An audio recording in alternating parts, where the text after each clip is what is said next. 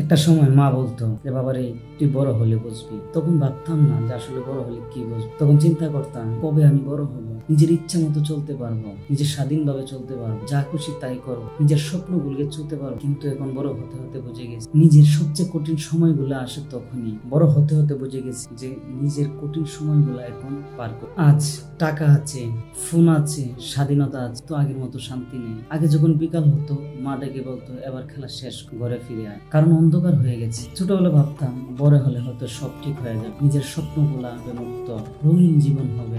আজ বড় হয়ে বুঝে গেছি জীবন থেকে কিছু একটা হারিয়ে গেছে। বড় হওয়া মানে ছোটবেলার সুখগুলো হারিয়ে ফেলা। একটা সময় ছিল যখন ভাঙ্গা খেলনা নিয়েও খাত, আর এখন ভাঙ্গা মন নিয়েও কাঁদতে পারে, আর এখন ভাঙ্গা মন নিয়েও চুপ করে থাকে। ছোটবেলা বিকাল মানেই ছিল মাঠে দৌড়ানো, আর এখন বিকাল মানেই চুপচাপ নদীর পার অথবা ছাদে বসে কষ্ট বলে চেপে রাখা।